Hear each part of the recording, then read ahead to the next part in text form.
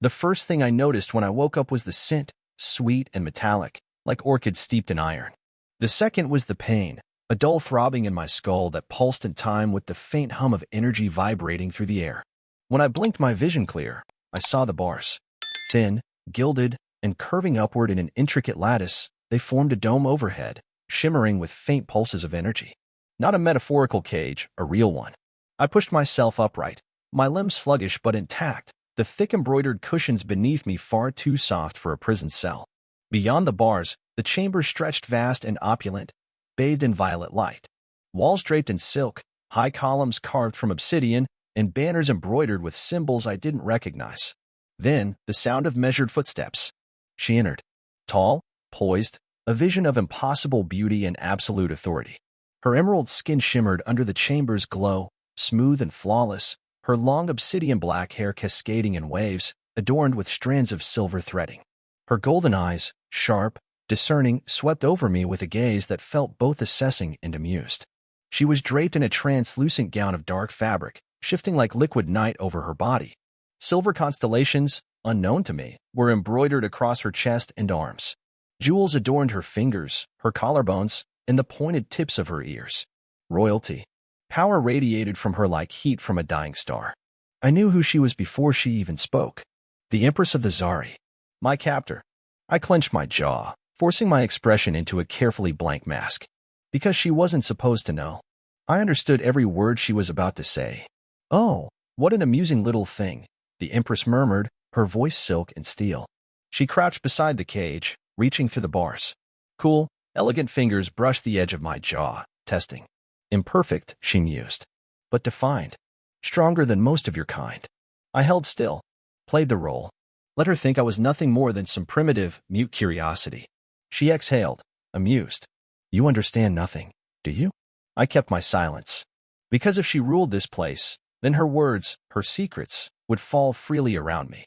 And when the time came, I would not be the one in the cage. The Empress liked to talk. At first, I thought it was arrogance. Some need to hear her own voice, to revel in the sound of her authority. But over time, I realized it was something else entirely. She didn't see me as a person. I was an ornament, a creature meant to amuse her. And because of that, she spoke freely. She would recline on her chaise, swirling a glass of glowing blue liquor, her golden eyes distant. "Kev grows bolder," she mused one evening, speaking to an advisor. "He thinks I do not see his machinations, that I do not hear the whispers." The advisor, a frail, bird-like alien with translucent skin, bowed deeply. "Shall we intervene, Your Majesty?" She smirked, sipping her drink. "No. Let him play his little games. Let him think he is clever." A pause. Then, softly, "The moment he reaches for my throne, I will break him." I kept my expression vacant, idly running my fingers over the silk pillow at my feet. But inside, I was cataloging every word. Cav. A potential usurper. A coup brewing beneath the surface. Interesting. Being the Empress's favorite meant I had the run of her private chambers. A sprawling, opulent space, half throne room, half personal retreat. The ceiling arched high above, set with bioluminescent constellations that mimicked the shifting skies of her homeworld. Beyond the throne, a glass wall revealed the vast cityscape beyond, a metropolis of towering spires and neon-lit skyways, suspended over an abyss that disappeared into darkness. The city pulsed with life. But from up here, the palace hovered above it all, untouchable. I saw no other humans, no other prisoners. If there were more, they were kept far from me. My days followed a routine. Wake, eat, be dressed in fine but impractical clothing, and then sit at the Empress's feet while she ruled from her throne. Sometimes she ignored me. Other times, she would idly stroke my hair, her touch impersonal, but strangely possessive. At night, she would retreat to her quarters. And that was when she truly spoke. Not to me, to herself. The first time it happened, I almost missed it. I had been placed, no, installed, on a velvet chaise near her bed, under the pretense of being a living decoration. She had dismissed her attendants, stripped herself of her elaborate regalia, and sunk onto the bed with a weary sigh. In the dim glow of the palace lights, she looked less like an untouchable ruler and more like a woman burdened by a crown too heavy to bear. "They do not understand," she murmured, fingers pressing against her temples. "To rule is not a privilege. It is a war without end." She exhaled slowly. "They all wish to take from me. None seek to protect. For the first time, I saw something flicker behind the golden mask of her eyes. Doubt. Exhaustion. Something almost human. Then, as if remembering herself, she scoffed, rolled onto her side, dismissing her own moment of weakness. No matter, she murmured. Cav will fall. The others will bow. And just like that, the Empress was back. But I had seen the crack in the armor. She wasn't as untouchable as she wanted the world to believe. Chapter 5. The First Move. Days passed. I listened. I observed. I learned. And then, I tested my first boundary. It was evening. The Empress was reclining on a long couch, flipping lazily through a holographic interface. No advisors. No servants. The air was quiet. I moved. Subtly. A shift in posture. A slow stretch of my limbs as I reached for a piece of fruit from a nearby platter. A small rebellion. Her golden eyes flicked to me. A pause. Then, she smirked. Interesting, she murmured, setting her interface aside. You are adapting. I took a bite of the fruit. Tart and sweet. My gaze met hers, steady, but not challenging. She leaned forward, resting her chin on her palm. I wonder, she said, how much can you truly comprehend? For a moment, I thought she had caught me, that she had seen through my act. Then, she chuckled, as if dismissing the thought. She reached forward, brushing a strand of my hair behind my ear. No matter, she murmured. You amuse me, little human. She stood, stretching languidly. Come, she said, striding toward her private chambers. I tire of courtly matters. Tonight, you will entertain me. I hesitated. Not enough to be noticed. Just a fraction of a second. Then, without a word, I followed. Not because I had no choice, but because I needed to understand her. And if I understood her, I could destroy her. She led me through the arching doorway, her sheer gown flowing behind her like liquid night.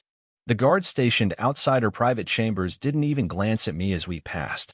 They didn't see me as a threat. Not yet. The doors sealed behind us with a whisper of energy. The room beyond was vast but intimate, lit by soft violet lanterns that floated like dying embers in the air.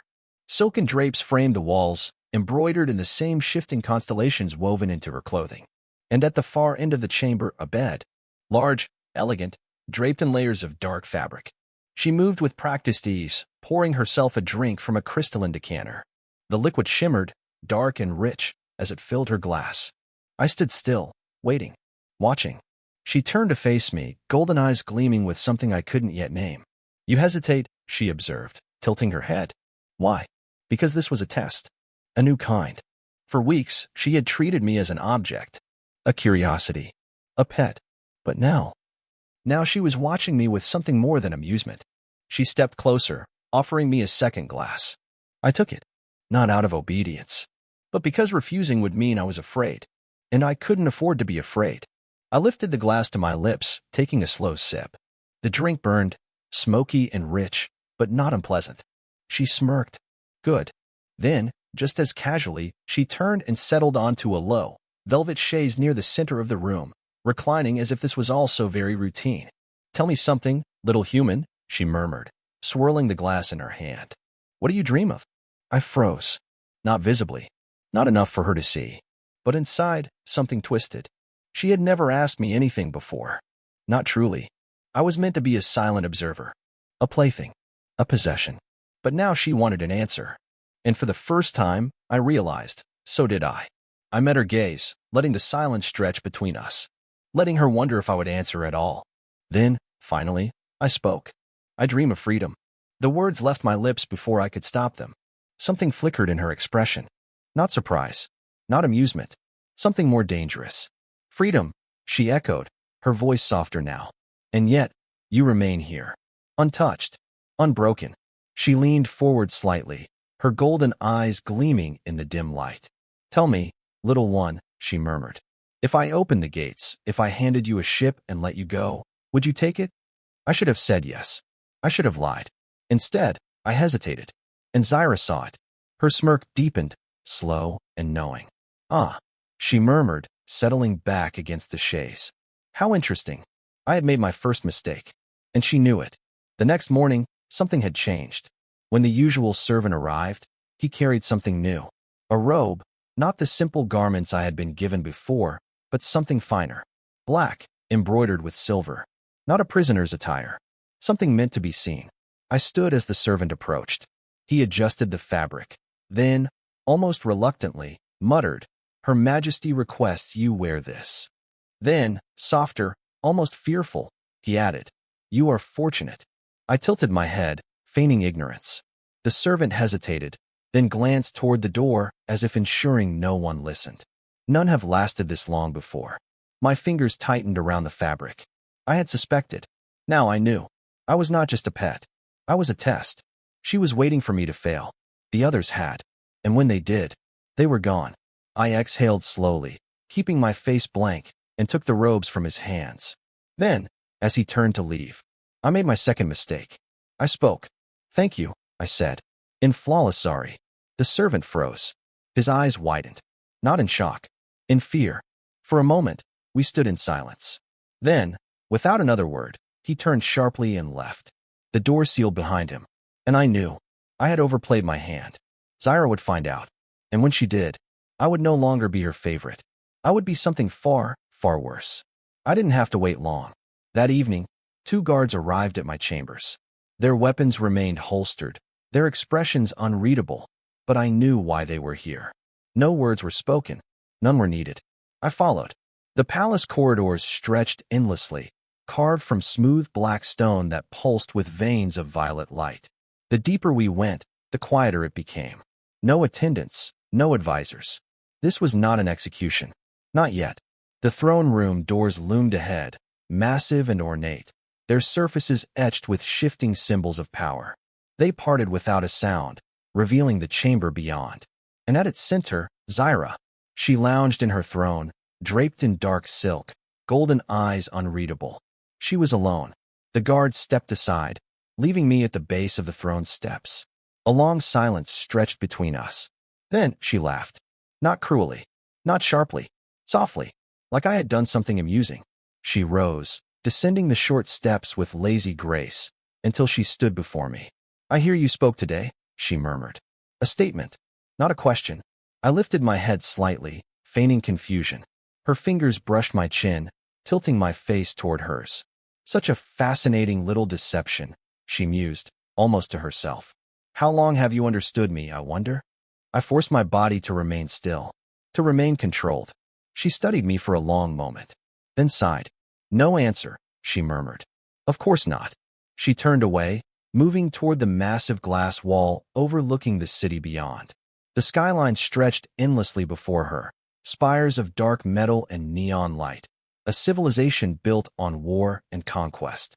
"Do you know what I find most disappointing about power?" she asked, voice smooth, measured. I said nothing. She continued as if I had. "Isolation." She exhaled, fingers tapping idly against the glass. "No one speaks freely in my presence. They tell me what they think I wish to hear. They kneel. They obey. They fear." She turned back to me, golden eyes sharp. "But you have been hiding." She stepped forward, circling me slowly, like a predator assessing prey. "You could have revealed yourself the first time you heard my language," she murmured. "You could have begged for mercy." She leaned closer. "But you did not." A pause. Why? A single word. A command wrapped in curiosity. I met her gaze, allowing something, just the faintest flicker of calculation, to show in my expression. Then, finally, I spoke. Because I wanted to listen.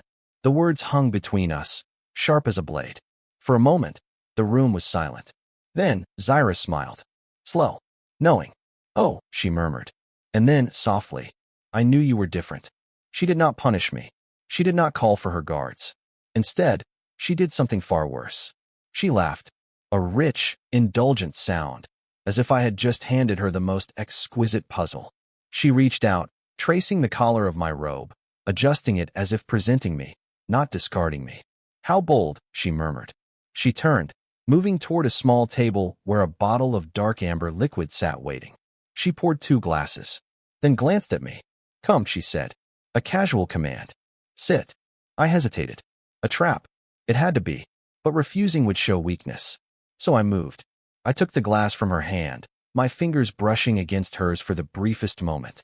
Then I sat. She smirked, watching me like something newly discovered.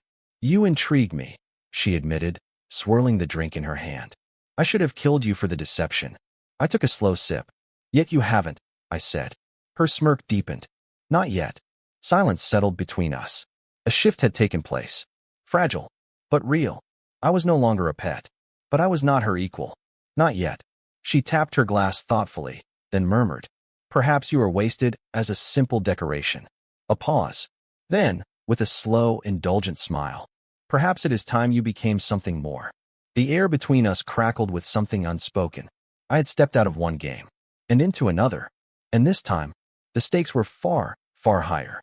The weight of her words settled over the room like a blade poised to strike. Something more.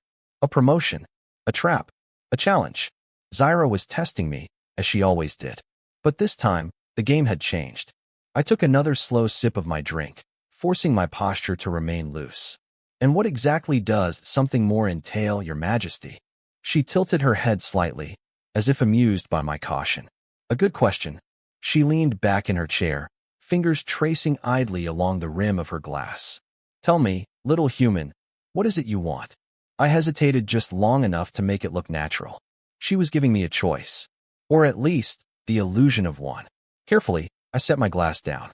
"I want to stay alive." Her smirk widened. "Oh, I think you've already ensured that." She gestured vaguely with her free hand. "Most who bore me do not last this long. Yet here you are." She rose from her seat in one fluid motion, crossing the room to stand before me. Close enough that the warmth of her presence curled around me like silk. "You listen," she murmured. "You watch. You learn. And unlike the fools in my court, you do not speak simply to hear your own voice." Her fingers ghosted along the collar of my robe again, tracing the embroidery with idle curiosity. "And now I must wonder," she continued, her voice barely above a whisper, "if I have misjudged what you truly are." This was dangerous. Her golden eyes locked onto mine, and I knew. This was not a question I could afford to answer carelessly. So I didn't answer at all. Instead, I held her gaze, let the silence stretch, let her wonder what thoughts lay behind my expression. Let her see exactly what she wanted to see. Finally, she exhaled, a soft hum of amusement. "Very well," she said, stepping back. "We will find out together." She turned sharply, moving toward the door. "Come." I hesitated. Just a fraction of a second. Not enough to be noticed. Then I followed. Not because I had no choice, but because I needed to know exactly how deep into her world she was willing to drag me. The next morning, everything was different. The moment I entered the grand hall at Zyra's side, I felt it. The shift in the air, the weight of countless gazes pressing against me. Not the idle curiosity I had grown accustomed to. Not the faint amusement of nobles who saw me as nothing more than a passing novelty. No, this was something else. Calculation. Reassessment. I had been a pet, an ornament. Now, I was something more. And they wanted to know why. Zyra let them wonder. With deliberate grace, she turned to me and handed me a glass of deep amber liquid. A silent command. A test. I accepted without hesitation. She smirked. Approval. The room watched, waiting for the next move. She made it for them. "Enjoy yourself, pet," she murmured, just loud enough for those nearest to hear. "Learn something." Then she turned away, leaving me alone. Or rather, unleashing me. They came to me in waves. Some out of curiosity, some out of arrogance, some because they wanted to see what made me so special. A silver-skinned noble approached first, his expression carefully measured. He swirled the wine in his glass, studying me as if I were an exotic creature displayed for his amusement. "You must be quite the entertainment," he mused, "for her to keep you this long." I smiled slightly. "You must be quite the disappointment to be speaking to me instead of her." His grip on his glass tightened, just enough to crack the surface. He left without another word. Others followed, some more subtle, some more direct, but they all circled the same unspoken question. Why are you still alive? Why has she not broken you? Why has she not discarded you? The answer, I suspected, was something even Zyra herself had not yet fully decided. And that made me dangerous. Zyra's presence dominated the room, as always. But I had learned to watch her between the moments. The way her fingers tapped idly against the stem of her glass when a particular noble spoke. The slight narrowing of her golden eyes when a general hesitated before answering her. And, most importantly, the moment her gaze flickered.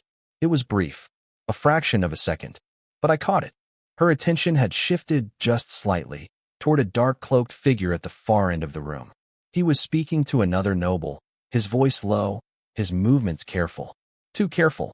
Then, a passing of hands. A whisper. A glance. A nod. A deal. A conspiracy. And Zyra had not seen it. But I had. I turned, making my way back toward her, keeping my movements unhurried. When I reached her side, she glanced at me, raising a single brow. I leaned in slightly, my voice low. "The man in the red cloak," I murmured. "He just received something from your general." For the first time that night, Zyra stilled. It was brief. A fraction of hesitation. The smallest tell. Then, smoothly, she smiled. "I see." She turned her gaze toward the man in question. Not directly. Not noticeably. But I saw the way her fingers tightened around her glass. She had not expected this. Which meant one thing. There was a traitor in her court. And now she knew it. A slow, deliberate smirk curled her lips. "Well," she murmured, setting her glass aside. "I suppose the night is not over after all." Then she turned to me, golden eyes sharp. "You have just become very useful, little human." And I understood. I was no longer playing the game. I had just become a piece on the board. When the gathering ended, Zyra summoned me to her private chambers. She was silent at first, pouring herself a drink. The sound of liquid filling the glass was the only noise between us. Then, she turned, studying me with a gaze I could not quite read. "You saw something I did not," she said finally. I inclined my head. "Yes." A pause. Then she smirked. "And yet you told me." I met her gaze. "Would you have preferred I didn't?" A thoughtful hum. She took a slow sip. Then, stepped closer. Close enough that the warmth of her presence curled around me like silk. "You are not afraid of me," she observed. It wasn't a question. "No," I said simply. Another pause. Then, softly. "Good." She set her glass down, turned away, and as if arriving at some unseen decision. "You are no longer a pet," she said. The words settled over the room like the final stroke of a blade. I waited. She glanced over her shoulder, smirking. "Now, let us see what you can truly do." And just like that, the game changed again. Zyra's words still lingered in my mind as the days passed. "You are no longer a pet." It should have been a relief. Instead, it felt like stepping from one cage into another. One made not of gilded bars, but of expectations, of power, of the cold, unrelenting gaze of the Zari court. I was no longer an ornament to be ignored. I was something else now, something more. And in the Empress's court, that meant I was a target. The whispers began almost immediately. "He was just a toy. Why does he still stand at her side? She should have discarded him long ago. This is a game. It must be." Some watched with curiosity, others with unease. And some, I knew, were already considering whether I was a threat to be removed. Good. Let them wonder. The first attempt on my life came 3 days later. It was subtle. A servant delivering my evening meal, their hands steady, their expression blank. But I had learned to pay attention to details. The way their fingers trembled just slightly as they set down the tray. The way their gaze flickered to the side, toward one of the nobles who had been watching me too closely the night before. I did not react. Instead, I picked up the cup of dark violet wine, tilting it in the light. Then, just as smoothly, I set it down and stood. The servant stiffened. I walked past them without a word, stepping out of my chambers, only to find General Terran waiting for me. He was one of Zyra's most trusted commanders, a warrior with deep scars along his temple, a gaze like cut obsidian. I had never spoken to him before, but now he was watching me, carefully. "You hesitated," he murmured. I met his gaze. Did I? A pause. Then, to my surprise, he smiled. Not friendly, not warm, amused. "You are learning," he said. "Good. You will need to." He turned, beginning to walk away. Then, over his shoulder. "Watch your back, human. The court does not like new pieces on the board." I exhaled slowly. I had expected the attempt on my life.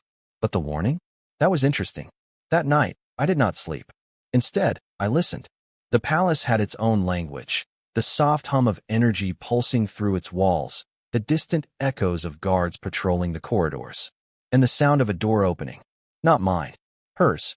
I slipped from my chambers, moving silently through the halls. Zyra's private quarters were guarded, of course. But the guards did not stop me. They had seen me at her side too often. They had begun to assume I belonged. A mistake. The door to her chamber stood slightly ajar. I stepped inside. And then, The glint of steel in the darkness. A figure cloaked in shadow, moving swiftly toward the bed. Zyra, asleep, unaware. No time to think. I moved. My body reacted before my mind could catch up. One step. Two. I grabbed the assassin's wrist just as the blade descended. A mistake. They twisted faster than I expected, driving their elbow into my ribs. Pain flared, sharp and immediate. I staggered back. The assassin turned fully toward me now, golden eyes gleaming beneath their hood. Zari. Not a common mercenary. Someone from inside the palace. Someone who knew exactly how to kill their Empress. They lunged again. I barely dodged the second strike, but I wasn't fast enough to avoid the third. The blade sliced across my forearm, searing white-hot pain through my skin. I gritted my teeth. Then, a voice. Low. Lethal. Enough. Zyra's. The assassin froze. I did not. I slammed my fist into their throat. They choked, just for a second, but that was all I needed. I drove my knee into their stomach, knocking them off balance. Then I grabbed their own dagger and pressed it to their throat. For the first time, I saw hesitation in their gaze. And then, Zyra moved. Not with fear, not with anger, with control. In one smooth motion, she retrieved a blade from the table beside her bed. A weapon I hadn't even noticed before. The assassin tried to retreat. They never made it to the door. The moment Zyra struck, it was over. A single clean slice across their throat. They crumpled to the floor. Silence. The room smelled of blood. I exhaled slowly, pressing a hand to my wounded arm. Zyra turned to me. She was watching me differently. Not like a pet. Not like an amusement. Like something else entirely. You acted without hesitation, she murmured. I met her gaze. So did you. A pause. Then, she smiled. Not her usual smirk. Something sharper. Something more dangerous. It seems I was right about you. She stepped closer, gaze flickering to the cut on my arm. Her fingers ghosted over the wound, just barely touching. You bleed for me now, little human, she murmured. A statement, not a question. And for the first time I realized. I already had. The next morning, the assassin's body was displayed in the grand hall. A warning. A message. Zyra did not tolerate betrayal. But more importantly, she did not hide from it. She sat upon her throne, regal as ever, her golden gaze scanning the gathered nobles, generals, and advisors. Some looked uneasy. Some looked pleased. And some were calculating. Watching. Waiting. I stood at her side now. Not kneeling. Not caged. And they noticed. Zyra's voice cut through the silence. Let this be known. She gestured to the body. There are those among you who believe I do not see. That I do not hear. That I do not know. Her fingers traced idly along the armrest of her throne. They were mistaken. Silence. Then, she turned to me. The court followed her gaze. Waiting. Anticipating. This was another test. A game. But this time, I did not hesitate. I stepped forward. Then, slow and deliberate, I knelt beside the assassin's corpse and pulled the dagger from their throat. A hush fell over the room. I rose to my feet. Then, I turned, met Zyra's gaze, and without a word, I extended the blade to her. A silent pledge. A choice. Her golden eyes gleamed. And then, slowly, she took it. And the court knew. I was no longer a pet. No longer a prisoner. No longer something to be discarded. I was something far worse. I was hers. The court was silent. Zyra held the assassin's dagger between her fingers, its dark metal still slick with blood. A weapon. A message. And a choice. Her golden eyes flickered from the blade to me, lingering just long enough for the weight of it to settle. Then, without breaking eye contact, she turned the dagger in her grip, slow, deliberate, until the hilt faced me once more, and extended it. A new hush fell over the chamber. The air thickened. No words were spoken, yet every noble, every general, every predator in this hall understood what was happening. This was not a gift. It was a command, a claim. She was returning the blade to my hands. Not as a test, not as a game, as a role, a position, an expectation. I hesitated only a fraction of a second before reaching for it. My fingers curled around the hilt. Zyra's gaze never wavered. For the first time since I had been brought here, since I had woken up in a gilded cage, since I had played the part of a mute, helpless creature, I had been given a weapon. The shift was undeniable. The court knew it. The guards knew it. Zyra knew it. And now, so did I. I had stepped fully into the game. There would be no going back. The whispers started before the blood had even dried. What is he now? Why does she let him stand at her side? A pet is one thing. A confidant is another. He is dangerous. Good. Let them whisper. Let them fear. But some did not fear enough. 3 days after the failed assassination, another attempt was made.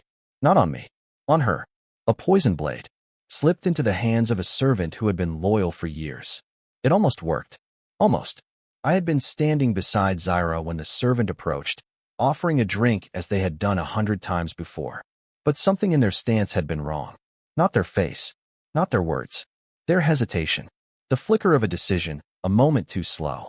The kind of hesitation that only comes when someone is about to cross a line they never thought they would. I didn't think.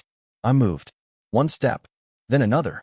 And before the blade could be drawn, before the poison could touch her lips, I had the servant pinned against the stone floor, their wrist twisted, the dagger falling from numb fingers. The entire court watched in frozen silence. Zyra rose from her throne. Slowly, gracefully, predatory. She stepped toward us, the click of her heels echoing through the chamber. The servant trembled beneath me. I could feel their pulse racing against my grip. Zyra crouched beside them, her golden eyes unreadable. You hesitated, she murmured. A soft, simple statement. The servant swallowed. And then, with a voice barely above a whisper, I didn't want to. Zyra exhaled, almost like she was disappointed. That is why you failed. Then she looked at me. Kill them. I did not move. The room held its breath. This was another test. I had already killed for her. But this was different. This was not a nameless assassin in the dark. This was a servant. A member of her own palace. Someone who had once been hers. Zyra waited. And for the first time, I saw something beneath her golden mask. Expectation. She wasn't ordering me to do this because she needed them dead. She was ordering me to do this because she wanted to see if I would. If I could. If I understood what I was becoming. And so, without hesitation, I tightened my grip and slit their throat, the body still beneath my hands. A single breathless moment stretched through the chamber. Then, finally, I rose, turned to Zyra, handed her the bloodied blade. The way her lips curled told me everything I needed to know. I had passed. The court never looked at me the same way after that. I was no longer a curiosity, no longer an amusement. I was something else now. A shadow that lingered at Zyra's side. A whisper in the halls. A warning. The Empress's pet has teeth. They still called me that. Pet. But the word had changed. It was no longer mockery. It was fear. And Zyra? She had never looked at me with more satisfaction. That night, Zyra did something unexpected. She summoned me to her chambers. Alone. No guards. No attendants. Just her. And me. I entered cautiously. She was standing by the vast window, looking out over her city. A city that had been bathed in blood more times than I could count. She didn't turn as I approached. You hesitated, she said. I frowned. I did what you asked. Not at first. Her voice was smooth. Measured. Too measured. She turned then, finally facing me. Tell me, little human. She took a step closer. Did it trouble you? I didn't answer. Because I didn't know the answer. Did it? She reached out and brushed her fingers along my wrist, where a faint smear of dried blood remained. Do you regret it? A simple question. A dangerous one. I met her gaze, held it, and said, no. A slow smirk curled at the edge of her lips. Good. She stepped even closer. Close enough that I could feel the heat of her presence, the weight of her gaze settling over me like silk. You are learning, she murmured. Her fingers trailed up my forearm. You are adapting. She tilted her head slightly, watching me the way one watches a blade being forged. You are not what you were when you arrived. Neither was she. Neither were we. The room was quiet. A different kind of silence now. Not the silence of obedience. Not the silence of fear. Something else. Something more dangerous. Something inevitable. Finally, Zyra exhaled.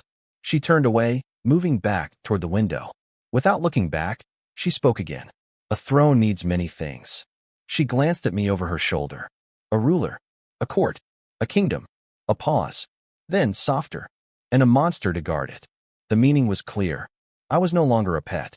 I was her knife in the dark. Her blade against betrayal. The monster at her side. And I had chosen it. I had entered this palace in chains. Now I walked free. But freedom was a strange thing. It was not the open stars. Not the promise of escape. not the dream of returning to the life I had once known. No, freedom, I realized, was something else entirely. It was the ability to choose your own cage. And I had chosen mine. I stood at the Empress's side now, not as a prisoner, not as a pet, but as something far, far worse. Her most loyal monster, her most dangerous weapon. And if she ever forgot that I had once been a captive, I would remind her, because one day, the game would change again. And when it did, I would make sure I was the one holding the knife. Time had a strange way of shifting in Zyra's court. Days blurred into months, months into years. And in those years, I had become more than a shadow at her side, more than her monster, more than a whispered warning in the halls of power. I had become her executioner. When a noble plotted against her, I was the one who removed them. When a general hesitated in loyalty, I was the one who made them fear. When the court whispered of rebellion, I was the reason those whispers turned to silence. Zyra never ordered me to do these things. She never had to. I had learned her will. I had made it my own. I had become a blade forged by her hands, sharpened by her cruelty, and wielded with perfect precision. And for a long time, I thought I could live like this. Until the day I realized, I no longer knew who I was before her. The rebellion came again, as it always did. Power invited challengers. Thrones invited knives. But this time was different. Cav had been one man, a foolish warlord who had thought himself clever. This was everyone. The generals, the nobles, the common people who had grown tired of bowing to an empress who seemed untouchable. They had spent years waiting, watching, and now, at last, they struck. The palace burned. The city walls trembled beneath the weight of war. The empire Zyra had built in blood began to crack. And at the center of it all, Zyra and I stood alone. The throne room was in ruins. Smoke curled from shattered columns. The banners that had once hung in regal violet now lay tattered and scorched. The bodies of the last loyalists littered the marble floors. And before the throne, a ring of rebels stood, weapons raised. Zyra bled from a wound at her side, her gown torn, her breath ragged. She did not kneel. She did not beg. She only looked at me. "It's over," I said. Her golden eyes flickered. And then she laughed. Not out of madness, not out of cruelty, but as if she had known this would happen all along. "Did you think I would live forever, little human?" she murmured. The rebels closed in. Their leader, one of her former generals, stepped forward, raising his blade. "Zyra of the Zari," he declared, his voice cold with triumph. "Your reign is finished. Surrender, and we will grant you a swift death." She smirked. Oh, her fingers traced idly along the armrest of her throne. Then, without looking away from me, she whispered, "Kill them." A command, a final order, an expectation, and for the first time in years, I did not move. Her smirk faded. Her fingers stilled. For the first time, Zyra hesitated. And I understood. This had never been about loyalty. Not to her. Not to me. This had always been about control. From the moment I had knelt at her feet in a gilded cage. From the moment she had touched my hair and murmured, "I wonder how long it will take to tame you." From the moment I had slit the throat of the first man who dared to challenge her. She had been testing me, molding me. And now, in the end, she expected me to obey. She expected me to die for her. I exhaled slowly and stepped back. Zyra's gaze darkened. Something sharp, something dangerous, flashed across her face. Not anger, not betrayal, something closer to realization. Ah, a single breath, a single sound. Then, before anyone else could react, she moved, not toward the rebels, not toward escape, but toward me. Her dagger, her own ceremonial blade, was in her hand. Her movements were as swift as they had always been. Precise, lethal. She was aiming for my throat. I caught her wrist. She twisted. For a heartbeat, we stood locked in place. Her golden eyes burned into mine, unrelenting. And then, slowly, deliberately, I turned the dagger in her grip and drove it into her heart. The rebels froze. The court froze. The whole empire froze. Zyra did not fall. She exhaled sharply, her body leaning against mine, her fingers clutching the fabric of my robes. Her gaze never left mine. And then, just as slowly, she smiled. A small, knowing thing. Almost amused. Almost proud. "Finally," she whispered. Then, at last, she crumpled to the ground. Dead. They did not kill me. The rebels expected me to. They assumed I had been her greatest weapon, her most dangerous enforcer. But when the Empress fell, when her body hit the cold marble floor, I did not run. I did not fight. I simply stood there, and I let them decide what to do with me. They did not execute me. They did not imprison me. They did something far, far worse. They let me go. And so, I walked away from the throne I had spent years protecting, from the woman who had taken me, shaped me, broken me, made me hers, from the empire that had been both my prison and my purpose. I left it all behind. And yet, as I stepped onto the first ship heading into the unknown, I realized something that twisted, sharp and cold, deep in my chest. I had spent so long trying to survive, trying to outthink, outplay, outlast, trying to prove I was more than a pet, more than a tool, more than the monster she had made me. But now that I had won, now that I had finally been free to choose, I had chosen to kill her, and I did not know what to do with that. I did not know who I was without her. Because in the end, despite everything, despite the blood, despite the fear, despite the years spent clawing my way through her world, learning her ways, standing at her side, despite it all, I had loved her, and now she was gone. Now she was nothing, and so was I. Epilogue, a game with no winner. Some say the empire fell in a day. Some say it fell in a single breath. But I knew the truth. It had begun to fall the moment she took me from my cage. And now, as I drifted into the void, into the silence, into the endless dark of space, I realized that, in the end, I had never escaped the cage at all. I had only traded it for another. And this one, I had built myself.